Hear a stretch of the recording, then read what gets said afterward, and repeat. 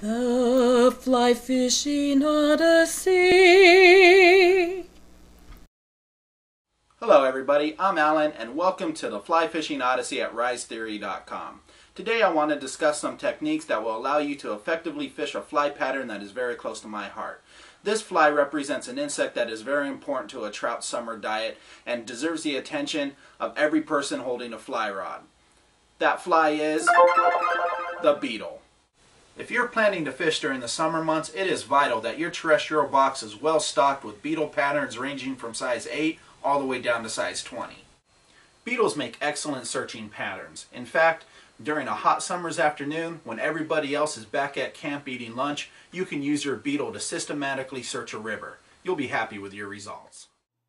In order to effectively search a river with a beetle when there are no rising fish, mentally break that river into a grid of about 2 foot wide parallel lines. Now throw 3 casts in each successive lane, moving across the river until you reach the opposite bank.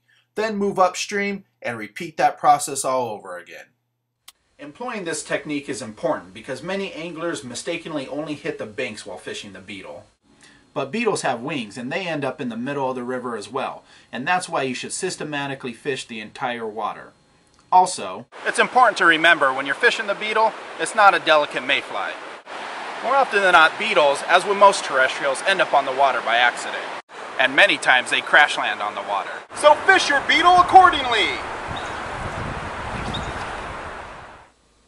Because beetles have a tendency to hit the water hard, I prefer to fish a beetle pattern like this. As you can see, this beetle has a robust foam body, and that makes this pattern perfect for splatting. Also, you will notice that this fly has a great segmented shape.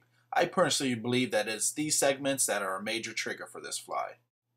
And if you choose to twitch this fly during its drift, these rubber legs will add great movement. Now you can choose to leave the floating off, and this fly will ride lower in the water, simulating a drowned beetle. However, if you want to represent a beetle that has only recently crash landed on the water, go ahead and add the floating, and this fly will ride higher. Now after you add the floating, splat the beetle on the water, and give it a slight twitch during the fly's drift, you will be offering a trout a very realistic imitation of a struggling beetle on the surface of the water.